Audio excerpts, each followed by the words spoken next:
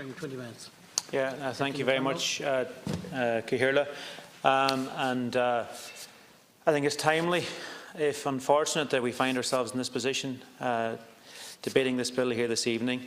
And Minister Donoghue outlined some of the key aspects of it there, and indeed the complexity involved in so many of the areas which are covered by this bill.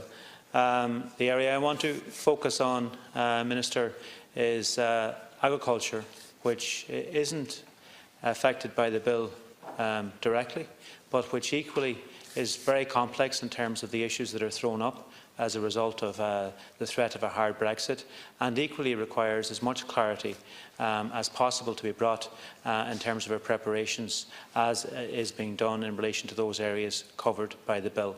And Minister, as you well know, of all the sectors of the Irish economy to which Brexit and the threat of a hard Brexit poses a massive risk, agriculture is head and shoulders above in terms of its level of exposure. Whereas I think it's 17% of our total national exports are UK destined. When it comes to the agriculture sector, I think last year it was 38%.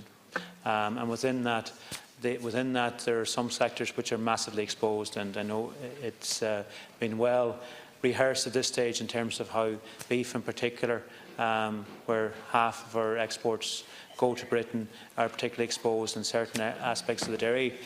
The dairy sector, 21%, with cheddar particularly exposed, and right across in terms of pig meat and in terms of horticulture in particular. If we look at horticulture, the impact on it has been felt for us going back a year and a half at this stage, where the initial fluctuations in relation to sterling whacked that sector and indeed put some of them out of business. So it's absolutely crucial that there is clarity brought to bear, and as much clarity as is possible in relation to the preparedness and the mitigation measures which will be in place in the event of a hard Brexit. And I think we certainly all look with great attention to the day-to-day developments in Westminster, and certainly my own assessment of it, and I think most people's assessment of it here, would be that it's still unlikely that there will be a hard Brexit. But we have to ensure that we have every measure in place possible in the event that does happen. And in relation to agriculture, Minister Donoghue, unfortunately the clarity hasn't been there to the extent it is possible and should be possible. And the government have not ensured that the sector is as prepared or as clear either in terms of the supports that will be in place come a hard Brexit on the 29th of March if it were to happen. Since myself and my colleagues on the agriculture team, there will be Jackie Cahill, Paul Daly, Bobby Aylward, or Brexit team, Sean Hoy and Lisa Chambers, any time we would have asked for the last 2 years now, since Brexit it became clear that that Britain and the UK were on a certain course. Anytime we were asking the government or the Minister for Agriculture, well, what exactly is the government doing to try and help the sector? Well, since the budget in October 2017, the Minister's standard response and response measure, which he used to reassure us in relation to how the government were taking it seriously, was the fact that in budget 2018, announced in October 2017, that there was significant funding put aside to bring in a Brexit loan scheme, specifically tailored and designed, we were told, to equip the agriculture sector and farmers in particular to be able to deal with Brexit and to prepare for it. And where are we today, Minister, in relation to that particular scheme? That particular scheme still hasn't been launched. We still haven't seen the detail of it. And as I say, going back over 18 months now, that was the stock answer response from the Minister and the Department of Agriculture to reassure us all in terms of how seriously the Department were taking their responsibility to work with this sector and prepare it as best they could. Nowhere to be seen still. And unfortunately, that is reflective of the overall approach we've seen in relation to agriculture in particular from the government in terms of preparing for Brexit. Instead of hoping for the best and preparing for the worst, the Minister for Agriculture and the government have majored in relation to hoping for the best and have not paid the attention that they should have in relation to preparing for the worst. We again saw that display itself in relation, and you will recall this, Minister, the Cabinet meeting, I think it was in July last year, in the Dáil O'Connell homestead in Derrynane, which afterwards you came out and made the big bang announcement that, again, guys, no need to worry, we're totally in control here. We're going to hire 1,000 officers between customs and SBS veterinary officers, phytosanitary veterinary officers, to be in place. We're going to hire them as a government to be in place so that we're prepared in the eventuality of a hard Brexit. 700 of that 1,000 round figure was to be customs officers, and 300 were to be SBS veterinary officials. So fast forward to October, just 3 or 4 months ago, and 3 or 4 months after the initial big announcement in relation to recruiting 1,000, that 300 SBS veterinary officials was downgraded to 116. The Minister for Agriculture on this occasion outlining that it was now all we were going to need was 116. As of today, and over the last number of weeks, when I've been querying the Minister for Agriculture in relation to many of those veterinary officials would be hired and in place for the end of March when they might be needed, no answer. Couldn't tell us, because none of them, they haven't been hired, Minister.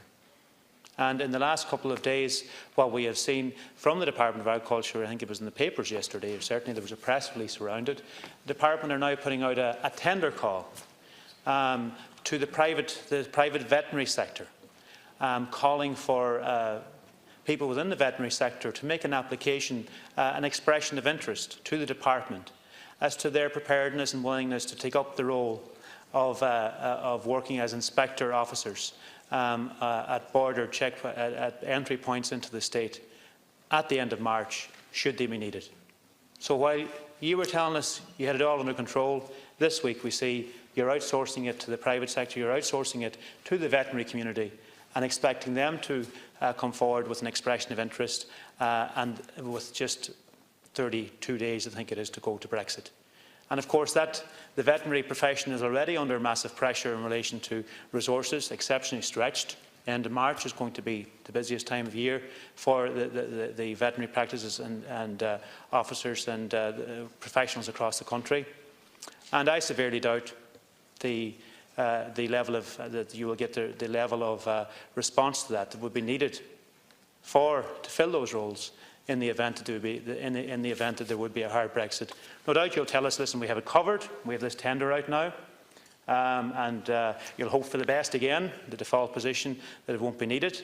But if it was, I severely doubt that that would be in place, and I think the level of consultation that has been there in relation to the veterinary profession would have been very limited in relation to that tender actually going out. The other key thing we need to see, and which we haven't seen, is certainty with regard to the level of support that would be in place in the event of a hard Brexit in terms of our beef sector, our dairy sector, and the agri-food businesses as well. Minister, when he's cornered on it and put under pressure in relation to what exactly is going to be there, he says, "Don't worry, there'll be hundreds of millions. There'll be hundreds of millions." But no, that's it. That's as far as it goes. No certainty. We've seen the Agriculture Secretary, the Environment Secretary in the UK, Michael Gove, last week outline what might happen in their scenario, particularly in relation to beef, for example, where they would allow a tariff-free quota to the level of tonnage that would be required to make up their lack of self-sufficiency. But again, in terms of the response from the Irish Government as to what will be in place in the event that our sector needs to be supported, and is already under massive pressure, there's no clarity in relation to that as either, Minister. So I think the message very clearly from me here this evening is that the Government needs to step up to the mark in terms of actually communicating what it is you're going to do in relation to agriculture and the supports that will be in place should it be required, and we all hope it won't. And I know the Government and all of us here on all sides of the House are resolute in terms of working together to try and achieve that objective.